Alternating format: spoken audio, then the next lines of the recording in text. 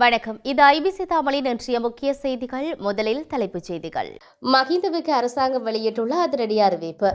பிரித்தானியாவில் இருந்து வந்த நபர் கட்டுநாயக்க விமான நிலையத்தில் கைது. இடியுடன் கூடிய கனமழை, மக்களுக்கு விடுக்கப்பட்டுள்ள எச்சரிக்கை. புதிய வாகனங்களின் விலை குறித்து ஜனாதிபதி வழங்கியுள்ள தகவல். அர்ஜுனாவுக்கு எதிராக போராட்டம், கிழக்கில் இருந்து எழுந்துள்ள கண்டனம். இலங்கையில் ஒழுங்கமைக்கப்பட்ட குற்றங்கள், ராணுவ மேஜர் உட்பட அதிகாரிகள் கைது. பயங்கரவாத தடுப்புச் சட்டம் குறித்து நாடாளுமன்றத்தில் விளக்கமளிப்பு. தேசிய மக்கள் சக்தி 30 ஆண்டுகள் ஆட்சியை தொடரும், தினேஷ் கேமந்தஸ் நம்பிக்கை.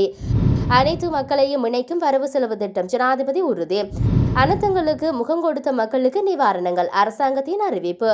புடினை பகிரங்கமாக எச்சரித்த ட்ரம்ப். அமெரிக்காவில் ஒரே நாளில் ஆயிரக்கணக்கான விமான பயணங்கள் ரத்து.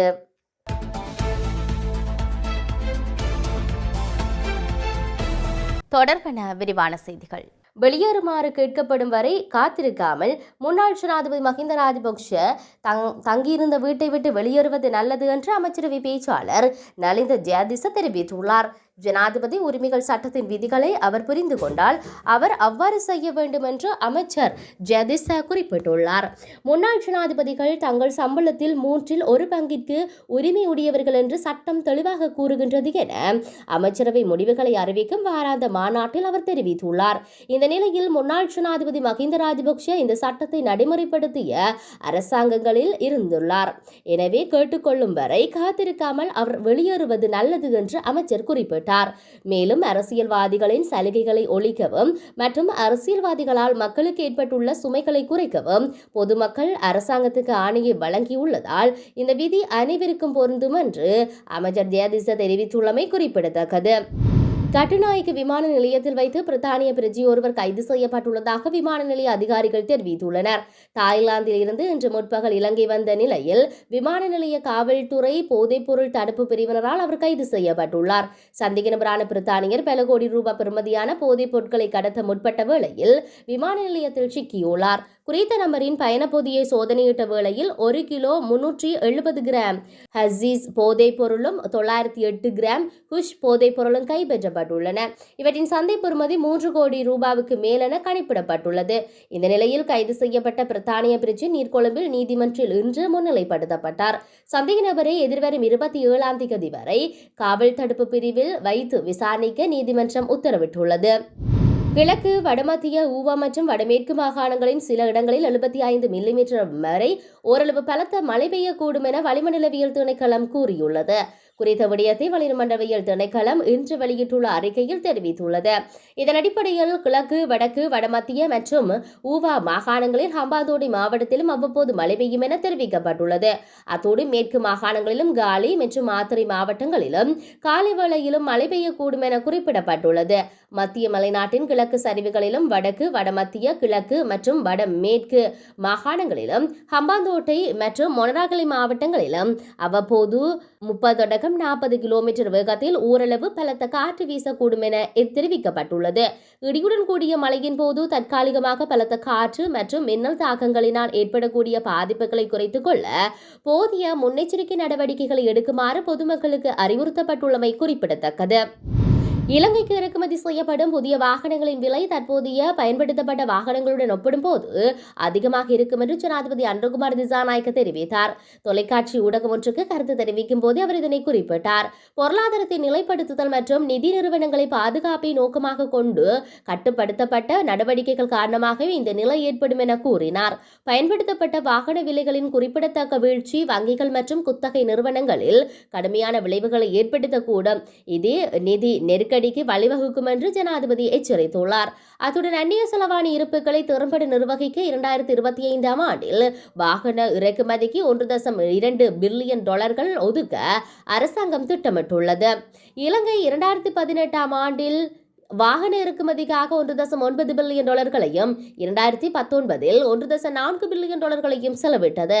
மற்றொரு பொருளாதார நெருக்கடி தூண்டக்கூடிய வெளிநாட்டு இருப்புகள் குறைவடைவதை தடுக்க வாகன இறக்குமதிக்கான வரம்புகளை பராமரிப்பது முக்கியமானது. ஒழுங்குபடுத்தப்படாத இறக்குமதிகள் நமது வெளிநாட்டு டாலர் இருப்புகளை முழுவதுமாக குறைக்கக்கூடும். எதிர்வரும் பிப்ரவரி மாதம் அரசாங்கம் வாகன இறக்குமதியை மீண்டும் அனுமதிக்க உள்ளது. ஆனால் கடுமையான கட்டுப்பாடுகள் நடைமுறையில் இருக்கும். இந்த நடவடிக்கைகள் மற்றும் வரையறுக்கப்பட்ட இறக்குமதி காரணமாக பயன்படுத்தப்பட்ட மற்றும் வாகனங்களுடன் ஒப்பிடும்போது புதிய வாகனங்களுக்கான விலைகள் அதிகரிக்கும் என சுட்டிக்காட்டியுள்ளார். நாடாளுமன்ற உறுப்பினர் ராமநாதன் அர்ஜுனாவுக்கு எதிராக உரிய நடவடிக்கை எடுக்கப்படாவிடின் வீதியில் இறங்கி போராட உள்ளதாக மட்டக்களப்பு மாவட்டத்தின் கல்குடா வலய சைவ குருமார் சங்கம் தெரிவித்துள்ளது. மட்டக்களப்பு மாவட்டத்தின் கல்குடா வலய சைவ குருமார் சங்கத்தினால் நேற்றைய தினம் மாலை ஊடக சந்திப்பொன்று வாழைச்சேனையில் நடத்தப்பட்டுள்ளது. இதன்போது ராமநாதன் அர்ஜுனா இந்து சமயத்தையும் இந்து சமயத்தை பின்பற்றுபவர்களையும் மற்றும் இந்து மத சமய மக்கள் பூசுகின்ற திருநூற்றை பற்றியும் மோசமான வார்த்தை பிரயோகங்களை முகநூலில் பதிவிட்டமைக்கு குறித்த சங்கத்தினர் கண்டனம் தெரிவித்தனர். மேலும் அவருக்கு எதிராக இந்து சமய கலாசார அமைச்சு மற்றும் நாட்டின் ஜனாதிபதி ஆகியோர் சட்ட நடவடிக்கை எடுக்க வேண்டும் என்றும் அல்லாத பட்சத்தில் நியாயமின்றி தாங்கள் வீதியில் இறங்கி போராடப் போவதாகவும் குறிப்பிட்டனர். அத்துடன் ராமநாதன் அர்ஜுனா பயன்படுத்துகின்ற வார்த்தைகள் சைவ குருமார்கள் இந்து குருமாக்கள் அனைவரையும் தாக்கக்கூடிய அளவுக்கு உள்ளன. ஆகவே எமது புனிதமான திருநூற்றையும் அதனை அணிகின்ற சைவ மக்களையும் குறிப்பாக அங்கு ஒருவன் இருப்பான் என்று சுட்டிக்காட்டி அவர் பேசுகின்ற வார்த்தை மூலம் எங்களுடைய குருமாக்களை தாக்கி அவர் பேசுகின்றார் என்பதையும் நாங்கள் உணர்ந்து கொள்கின்றோம். எனவே இவ்வாறான மோசமான வார்த்தைகளை பயன்படுத்துபவர்களுக்கு எதிராக இலங்கை சட்டத்தின்படி சரியான சட்ட நடவடிக்கை எடுக்க வேண்டும். அத்துடன் அவர் பகிரங்கமாக எங்களிடம் மன்னிப்பு கோர வேண்டும். இதுபோன்ற மோசமான வார்த்தைகளை பேசுகின்ற இவரை ஒரு நாடாளுமன்ற உறுப்பினராக தேர்ந்தெடுத்த மக்கள் கவலைப்படுவர். எனவே அவர் இன்றோடு இதை உணர்ந்து இவ்வாறான வார்த்தைகளை பேசுவதை நிறுத்த வேண்டும். இதேபோன்று இஸ்லாம், பௌத்தம், கிறிஸ்தவம் என எந்த மதங்களை பற்றியும் இவர் இழிவாக பேசுவதற்கு நாங்கள் இடமளிக்க மாட்டோம். இது சம்பந்தப்பட்ட சட்ட நடவடிக்கை எடுக்கப்படும். ஜனாதிபதியோ இந்து கலாசார அமைச்சோ அவருக்கு எதிராக நடவடிக்கை எடுக்காவிடேன் கிழக்கு மாகாணத்தில் இருக்கின்ற இந்து குருமார்கள், சைவ அமைப்புகள் மற்றும் பொதுமக்கள் அனைவரும் ஒன்று சேர்ந்து இதற்கான தீர்வு வரும் வரை போராடி கொண்டிருப்போம் என்பதை சகலருக்கும் அறிய தருகின்றோம் என குறிப்பிட்டுள்ளனர். இலங்கையில் அண்மையில் பதிவான குற்றங்கள் தொடர்பாக ஒரு ராணுவ மேஜர், 6 அதிகாரிகள், ஒரு காவல்துறை அதிகாரி மற்றும் திட்டமிட்ட குற்றங்களில் ஈடுபட்டதாக கூறப்படும் 15 பேர் கைது செய்யப்பட்டதாக பொது பாதுகாப்பு அமைச்சர் ஆனந்த விஜயபால தெரிவித்தார். நாடாளுமன்றத்தில் நேற்றைய தினம் உரையாற்றும் போது தெரிவித்தார். 2024 செப்டம்பர் 23 முதல் நடந்த குற்றங்களை ஆராயும் போது கடமைகளில் இருந்த சில ராணுவ வீரர்கள் இந்த சம்பவங்களில் ஈடுபட்டிருப்பது கண்டறியப்பட்டுள்ளது. கடந்த 2 நாட்களில் ஒரு ராணுவ மேஜர் கைது செய்யப்பட்டுள்ளார். அதுடன் ராணுவத்தைச் சேர்ந்த மேலும் 6 பேரும் 6 உறுப்பினர்கள் கைது செய்யப்பட்டுள்ளனர். ஒரு காவல்துறை அதிகாரி கைது செய்யப்பட்டுள்ளதோடு ஒரு சிவில் பாதுகாப்பு அதிகாரியும் கைது செய்யப்பட்டுள்ளார். இதேவேளை இந்த கைதுகளுக்கு மேலதிகமாக தற்போதைய அரசாங்கம் பதவியில் ஏற்றதிலிருந்து ஏராளமான ஆயுதங்கள் மீட்கப்பட்டுள்ளது என தெரிவித்துள்ளார். பயங்கரவாத தடுப்புச் சட்டம் என்பது அரசாங்கத்தின் கொள்கை அல்லது விருப்பங்களின் ஒரு பகுதியாக இருக்காது. ஆனால் புதிய சட்டம் அறிமுகப்படுத்தப்படும் வரை அது எச்சரிக்கையுடன் பயன்படுத்தப்படும் என்று சபை தலைவர் பிமல் ரத்நாயக்க தெரிவித்தார். எனவே அரசாங்கம் புதிய சட்டங்களை இயற்றும் வரை இது அவசியம் என்றும் ரத்நாயக்க கூறினார். பயங்கரவாத தடுப்புச் சட்டத்தின் தவறான பயன்பாடு குறித்து தமிழ் தேசிய கூட்டமைப்பு நாடாளுமன்ற உறுப்பினர் எஸ். ஸ்ரீதரன் மற்றும் ஐக்கிய மக்கள் சக்தியின் நாடாளுமன்ற உறுப்பினர் ரவு ஹக்கீம் ஆகியோர் எழுப்பிய கேள்விகளுக்கு பிமல் ரத்நாயக்க இந்த பதிலை வழங்கினார். பயணத்தடையை மேற்கோள் காட்டி குடிவரவு அதிகாரிகள் நாடாளுமன்ற உறுப்பினர் ஸ்ரீதரன் இந்தியாவுக்கு செல்வதை தடுத்ததாக ஹக்கீம் இதன்போது சபையின் கவனத்துக்கு கொண்டு வந்தார். பயங்கரவாத தடுப்பு சட்டம் குறித்து நாடாளுமன்றத்தில் விளக்கம் அளிக்கப்பட்டது. பயங்கரவாத தடை சட்டம் என்பது அரசாங்கத்தின் கொள்கை அல்லது விருப்பங்களின் ஒரு பகுதியாக இருக்கிறது. ஆனால் அது ஒரு புதிய சட்டம் அறிமுகப்படுத்தப்படும் வரை, அது எச்சரிக்கையுடன் பயன்படுத்தப்படும் வரை சபை தலைவர் பிமல் ரத்நாயக்க தெரிவித்தார். எனவே அரசாங்கம் புதிய சட்டங்களை இயற்றும் வரை இது அவசியம் என்று ரத்நாயக்க கூறினார். பயங்கரவாத தடுப்பு சட்டத்தின் தவறான பயன்பாடு குறித்து தமிழ் தேசிய கூட்டமைப்பு நாடாளுமன்ற உறுப்பினர் எஸ். ஸ்ரீதரன் மற்றும் ஐக்கிய மக்கள் சக்தி நாடாளுமன்ற உறுப்பினர் ரவு ஹக்கீம் ஆகியோர் எழுப்பிய கேள்விகளுக்கு பிமல் ரத்நாயக்க இந்த பதிலை வழங்கினார். இத்தகைய தடைக்கு நீதிமன்ற தேவை ஹக்கீம் வாதிட்டார். ஆகவே இந்த நிலையில் தெளிவுபட்டதை தொடர்ந்து ஸ்ரீதரன் தனது பயணத்தை தொடர அனுமதிக்கப்பட்டார் என்று ஹக்கீம் கூறினார். இந்த விடயத்துக்கு பதிலளித்த பிமல் ரத்நாயக்க இந்த விவகாரம் குறித்து விசாரித்து அறிக்கை சமர்ப்பிக்குமாறு குடிவரவு மற்றும் குடியகழ்வு அதிகாரிகளுக்கு அறிவுறுத்தப்பட்டதாக கூறினார். இந்த பிரச்சனை குறித்து ஆராயுமாறு பாதுகாப்பு பிரதி அமைச்சருக்கு அறிவிக்கப்பட்டதாக சபை தலைவர் தெரிவித்தார். நாடாளுமன்ற உறுப்பினர் ஸ்ரீதரனுக்கு ஏற்பட்ட சிரமத்துக்கு வருத்தம் தெரிவித்த ரத்நாயக்க நாடாளுமன்ற உறுப்பினர்களின் சலுகைகளை உறுதி செய்வதில் அரசாங்கம் உறுதியாக இருப்பதாகவும் தெரிவித்தார்.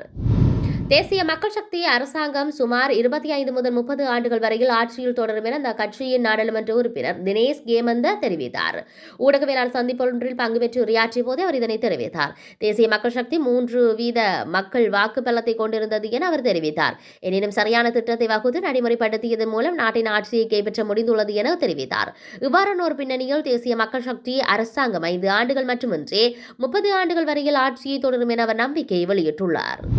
2025ஆம் ஆண்டு வரவு செலவு திட்டம் மக்கள் தொகையின் ஒவ்வொரு பிரிவையும் இணைத்து செறிவூட்டப்பட்ட பொருளாதாரத்தை பரவலாக்குவதை நோக்கமாக கொண்டு சமர்ப்பிக்கப்படும் என்று ஜனாதிபதி அனுருகுமார் திசாநாயக்க தெரிவித்தார். குறித்த வரவு செலவு திட்டத்தை தயாரித்து அது தொடர்பாக நிதியமைச்சர் அதிகாரிகளுடன் நேற்று தினம் ஜனாதிபதி செயலகத்தில் நடைபெற்ற முதல்கட்ட கலந்துரையாடலின் போது அவர் இவ்வாறு குறிப்பிட்டார். திறமையான மற்றும் உற்பத்தி திறன் கொண்ட பொருளாதார அமைப்பை நிறுவுவதன் முக்கியத்துவம் குறித்து இந்த கலந்துரையாடல் கவனம் செலுத்தியுள்ளது. அரசாங்க தலையீடு மற்றும் அத்தியாவசிய வசதிகளை வழங்குவதன் மூலம் பொது போக்குவரத்து மேம்படுத்த தேவையான நடவடிக்கைகள் குறித்து கூட்டத்தில் ஆராயப்பட்டது.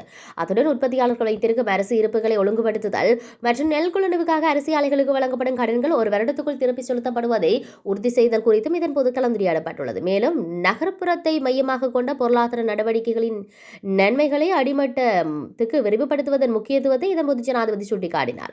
அனைத்து மாகாணங்களிலும் சமமான விநியோகத்தை உறுதி செய்யும் பொருளாதார திட்டத்தின் அவசியத்தையும் எடுத்துரைத்த ஜனாதிபதி தற்போதுள்ள நலன்குறி விநியோக வழிமுறைகளில் உள்ள குறைபாடுகளையும் சுட்டிக்காட்டியுள்ளார்.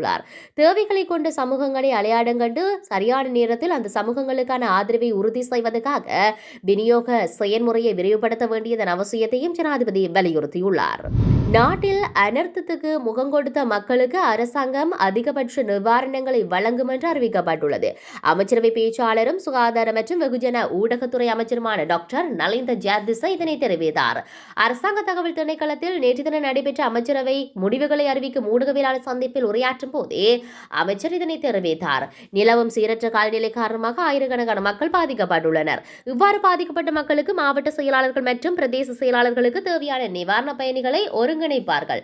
இதேவேளை சமைத்த உணவு, உலர் உணவு, மருத்துவ சிகிச்சை மற்றும் தேவையான தலையீடுகள் சுகாதார மருத்துவ அதிகாரிகள் மூலம் இந்த நபர்களுக்கு வழங்கப்படுகிறது. 18 மாவட்டங்களில் 5736 குடும்பங்களைச் சேர்ந்த 18,696 பேர் சீரற்ற காலநிலையால் பாதிக்கப்பட்டுள்ளனர்.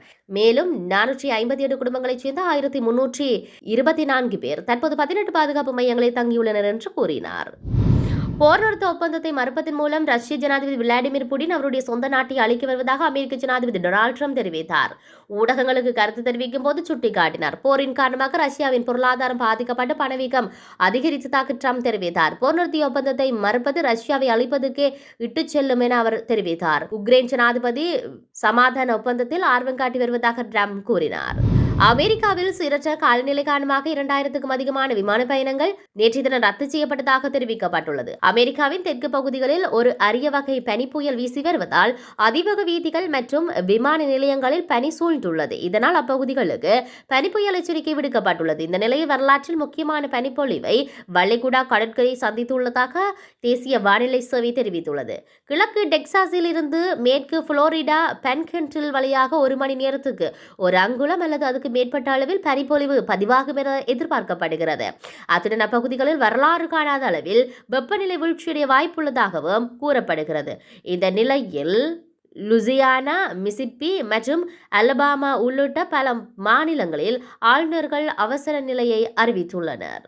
இத்துடன் இன்றைய முக்கிய செய்திகள் நிறைவடைகின்றன. தொடர்ந்தும் செய்திகளை அறிந்து கொள்ள IBC தமிழ் நியூஸ் என்ற எமது யூடியூப் பக்கத்தினூடாக இணைந்திருங்கள். வணக்கம்.